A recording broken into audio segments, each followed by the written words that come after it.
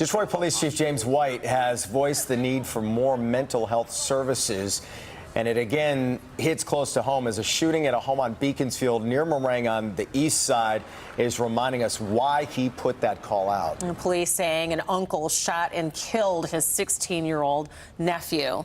The man's mother called 911, and when police arrived, he leveled a gun at officers and they exchanged gunfire. He was shot and killed by police.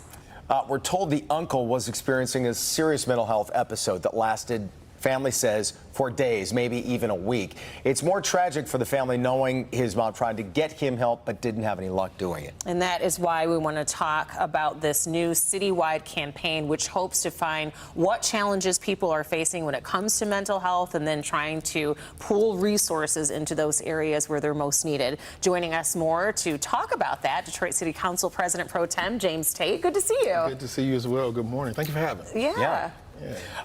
Let's start right there with the obvious jumping off point. We've seen over several years that when people talk about curbing violence in the city, you need to start with mental health and some of these. Is that where kind of the impetus for this was, of this program? So, you know, this has been a long journey for me to get to this point. You know, you have different priorities and then also figuring out who you are yourself, me.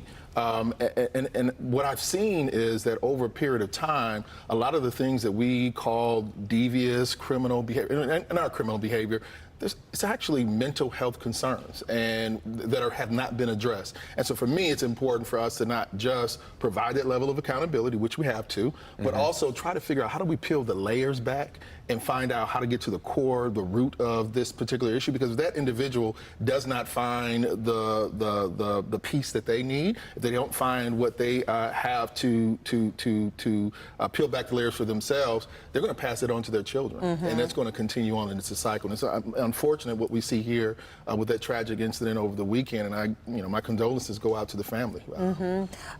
Mental health has certainly been an issue for a very long time, but in more recent years, we're starting to see more and more incidents where there's this cry for help that just isn't there. So the Protect Your Crown initiative that you have here in the city of Detroit, is that going to help to try to find more resources? So that's the goal. Right now, we are, bringing about awareness, talking about it, making sure that we kind of reduce the stigma, but that's starting to happen now, thankfully. But folks just don't know, similar to what you mentioned with the story before, where to go. They don't know how to get those resources. So this is a long-term campaign that it started last week. We're going to continue as we move forward to provide people with that information. Where do you get access? How do you get access? A lot of people don't know with your employer, your insurance pays for some level of mental health treatment. And so that is the long-term goal, to see how we address this from a holistic standpoint from a city. And the information that we receive from the surveys that we're putting out, that is in fact going to be used for us to better understand from the city what is the state of mental health in the city of Detroit, but also what are the resources that we should be going after.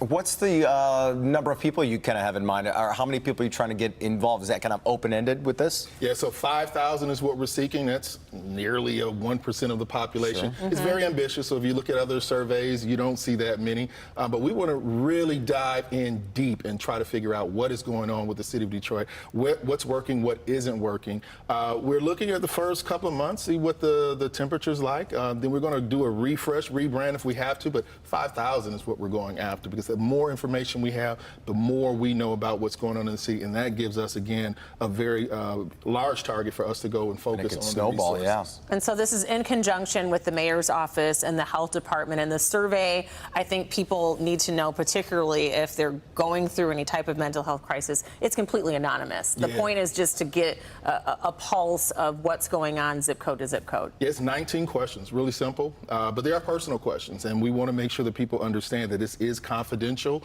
We don't want to know who you are. We just want to know what zip code you live in, so we again know what's happening in different parts of the city. So very critical, very key to understand confidential survey, and you can Google Protect Your Crown Detroit. The first link that will come up will give you the link to the story, to the survey, as well as the song, theme song that we produced as well. Oh, Yeah. nice. And you could see when you had that full screen up, there's a little barcode there if you want to. QR code. Or QR code, yeah, that'll take you right to that. This I feel like this is hand in hand with a lot of different programs the city is trying to implement to try and accomplish the same type of thing. Yeah, I mean, this is just another tool that we're utilizing to try to, again, figure out how do we, as the city of Detroit, be the best that we can for our residents who deserve it. And when we talk about a city like Detroit that's predominantly black, I know that over time it's been African Americans that are hesitant about getting mental health help. Yeah, I mean, so I think that's the good thing about where we are in this stage of life right now in our journey. Younger people are talking about it, regardless if you're black, white, whoever.